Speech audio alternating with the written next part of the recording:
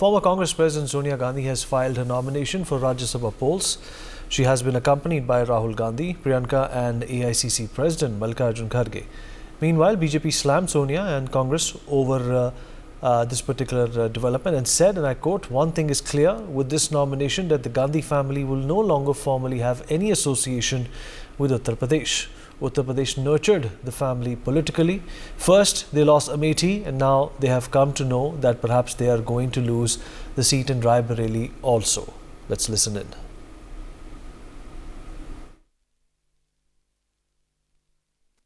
देखिए, इस नामांकन के साथ एक बात स्पष्ट है कि गांधी वाड्रा परिवार का औपचारिक रूप से उत्तर प्रदेश के साथ अब कोई भी रिश्ता बचा नहीं है। उन्होंने उसको खत्म कर दिया है। जिस उत्तर प्रदेश ने उनको राजनीतिक रूप से उनके परिवार को पोषित किया इतने वर्षों तक, पहले वो अमेठी हारे 2019 में और अब शायद वो जांच उनको हवा का रुख पता चल गया है कि देखिए राय बरेली में भी वो सीट हारने वाले हैं। तो उससे पहले उन्होंने अपने सारे रिश्ते नाते उत्तर प्रदेश से एक प्रकार से तोड़ दिए हैं। परंतु इसमें हैरानी की बात नहीं है। उत्तर प्रदेश के लोगों का बार बार अपमान भी राहुल गांधी और प्रियंका वाड्रा ने किया। प्रियंका वाड्रा हंस रही थी जब चन्नी जी ने उनको भैया बोला था। राहुल गांधी ने कहा उत्तर भारतीयों को और उत्तर प्रदेश के लोगों को विषय समझ में नहीं आते। उनके सहयोगी दल के लोग, डीएमके के लोग उत्तर भारतीयों को, उत्तर प्रदेश के लोगों को हर बार अपमानित करते हैं। तो हो सकता है ये अपमानजनक भाव और उनके मन में जो भावना है वो आज शायद उन्होंने प्रकट कर दी।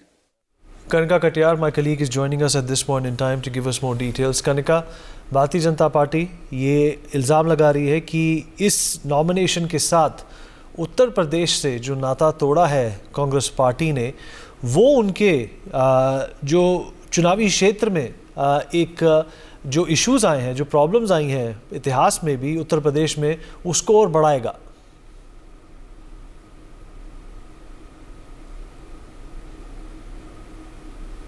Kanika?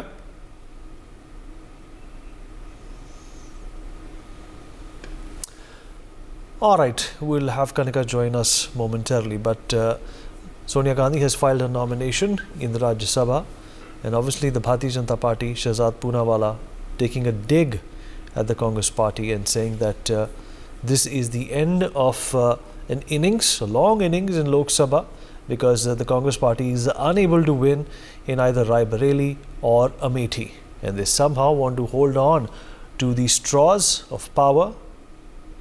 And Kanika is back with us. Kanika, अगर आप मेरी आवाज़ सुन पा रहे हैं? जी उदय। सोनिया गांधी राज्यसभा से अब एक तरह से अपना रिप्रेजेंटेशन करेंगी। भारतीय जनता पार्टी ने ज़्यादा समय ना लेते हुए ये कहा है कि शायद कांग्रेस को इस बात का एहसास हो गया है कि राय बरेली और अमेठी दोनों ही अब उनके कब्जे में नहीं रहे। देखिए, बिल्कुल साफ तौर पे जिस तरह से सोनिया गांधी ने राजस्थान से राज्यसभा का नॉमिनेशन कल फाइल किया है, तमाम तरह के सवाल जो हैं अब कांग्रेस पार्टी पे खड़े हो रहे हैं। जैसे कि आपने जिक्र किया, शहजाद पूनावाला ने भी कांग्रेस पार्टी पे आरोप लगाया है कि अब कांग्रेस पार्टी जो है वो यूपी में कहीं ना कहीं समझ चुकी है कि वहां पर कुछ बचा नहीं है, इसीलिए इस तरह के जो कदम है वो उठाने पड़ रहे हैं। बिल्कुल साफ तौर पर देखा जाए तो जिस तरह सोनिया गांधी ने राय बरेली छोड़ने का फैसला किया है, तो अपने आप में एक बड़ी बात ये भी है कि अब वहां से चुनाव कौन लड़ेगा। ये भी कहा जा रहा है कि राहुल गांधी और प्रियंका गांधी वाड्रा जो है वो आने वाले दिनों में जो है लोकसभा का चुनाव लड़ सकते हैं, लेकिन अभी तक कोई फैसला नहीं किया गया है। लेकिन बिल्कुल जिस तरह सोनिया गांधी ने अब राज्यसभा जाने का फैसला किया है, तो कहीं ना कहीं उत्तर प्रदेश में doctor Awadhesh Upadhyay, BJP leader, also joins us on the broadcast. Doctor Upadhyay, हमसे बातचीत करने के लिए आपका शुक्रिया। If you can hear me. धन्यवाद जी। सोनिया गांधी अब राज्यसभा का रुख करेंगी और शहजाद पूनावाला का ये मानना है कि लोकसभा चुनाव में ना राय बरेली में ना अमेठी में कांग्रेस पार्टी की अब दाल गलने वाली है। जी पत्रकार, मतलब बिल्कुल सही बात है जो हमारे राष्ट्रीय प्रवक्ता जी ने बात कही है, पूनावाला जी ने बिल्कुल सही बात कही है। देखिए, जिस परिवार, जिस जिले ने, जिस राज्य ने इनको एकदम सत्ता सुख दिया, उसी को ये छोड़ दिए बिल्कुल। अब आप देखिए, कहीं ना कहीं तो इनके अंदर डर है हार का।